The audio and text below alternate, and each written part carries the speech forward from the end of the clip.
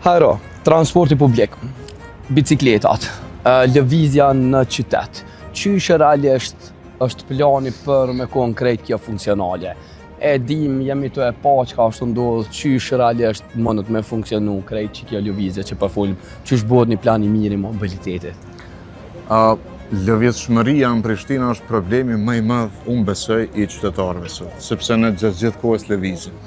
Kemi nevojë për lëvizje të shpejtë dhe efikase dhe jo gjithmonë na mundsohet kjo. Kemi varfshmëri tepër të madhe nga veturat, sepse alternativat nuk janë efikase, nuk janë të mira.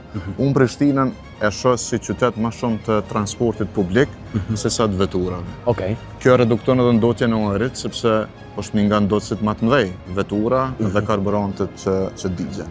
Duhet me rrit flotën e autobusëve. Prishtinë duhet me pas shumë autobus.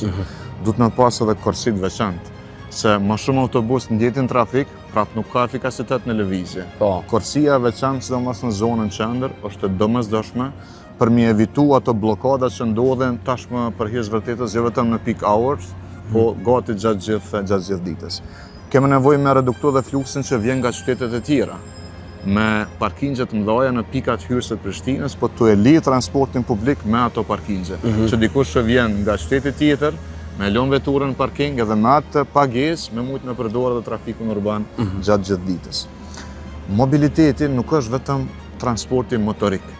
Ne duhet me bë Prishtinën të këndshme edhe për ecje, se njerëzit edhe kanë nevojë për me ecë edhe kanë qef me ecë, po ecja sot në Prishtinë, trotuarët bllokume, shumë shpesh nuk ka hije natyrale, nuk është e lehtë, nuk është e këndshme. Ne i kemi identifikuar të gjitha hapësinat ku mund të intervenojmë për me bë ecjen sa më të natyrshme, me pas më shumë gjelbrim në për hapësina, por e kemi pa edhe një projekt shumë të mirë të disa trive që e kanë identifikuar një rrutë alternative të ecjes në Prishtinë, zona qendër, që nuk janë vetëm trotuaret. Bile shumë pak trotuare, ka shumë zona ndërmjet banesave, në për plato, e që kështu nuk mendon që ti që janë ato hapësina për ecje, po njerëzit e ecjen sepse kanë më të lehtë lëvizje.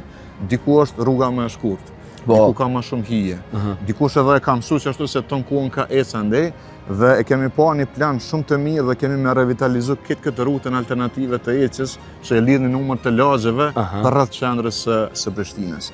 Pra kemi nevojë për me bë Prishtinën qytet jetueshëm, ku nga pika A në pikën B të mbrin shpejt, mbrin në mënyrë efikase, dhe të gjithë ata që e përdorin veturën realisht me qenë njerëzit që munden edhe me u përballë, mandej edhe me vonesa ose me pas trafik. Po kur e ki alternativën, e ki autobusin që lëviz shpejt dhe për disa minuta që në destinacion, kur edhe ecjen e kitë këndshme për lagjes në lagje, mendoj që edhe qytetarët mandej me kohë fillojnë me hub këtë varësi nga veturat dhe me pas mobilitet më të rritur në qytet.